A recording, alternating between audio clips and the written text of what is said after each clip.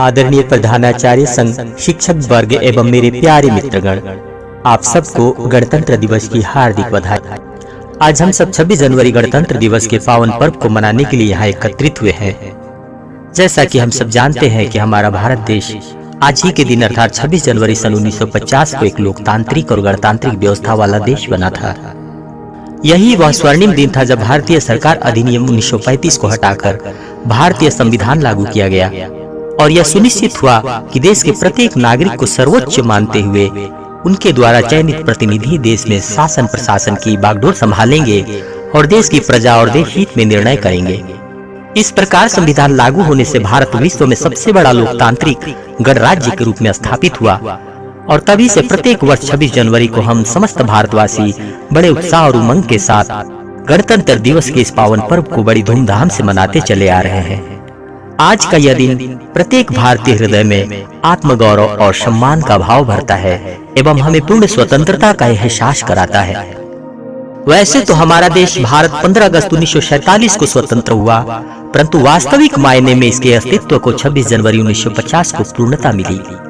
जो कि देश की आजादी के पश्चात 28 अगस्त 1947 में अस्थायी संविधान का प्रारूप निर्माण करने के निर्णय के साथ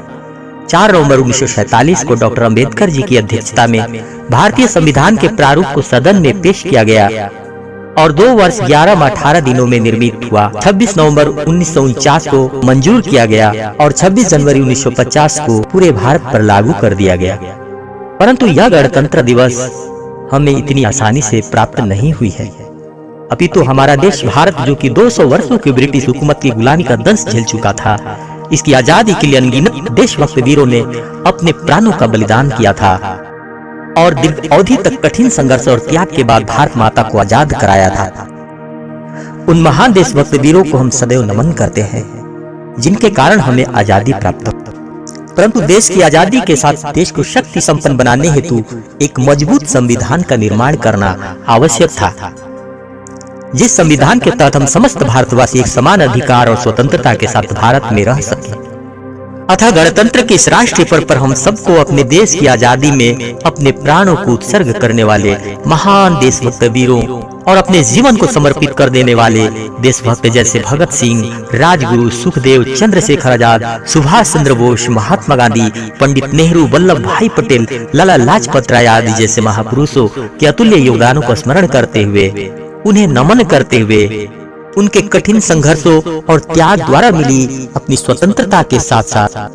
अपनी जिम्मेदारी और कर्तव्यों का निर्वहन करें और साथ ही अपने देश की एकता, अखंडता और संप्रभुता की हिफाजत करते हुए समाज में व्याप्त भ्रष्टाचार, अंधविश्वास, आडंबर, अशिक्षा, सांप्रदायिकता, गरीबी, प्रदूषण आदि जैसी क्षतिकारक समस्याओं को जड़ से दूर करने का प्रयास करें और भारत को अपनी सांस्कृतिक विरासत के साथ कृषि, वैज्ञानिक, टेक्नोलॉजी, स्वास्थ्य, शिक्षा आदि के क्षेत्रों में अधिकाधिक प्रगतिवान बनाने में अपना सहयोग करेंगे। इन संकल्पों के साथ मैं अपना वक्तव्य यही विराम करता हूँ। धन्यवाद।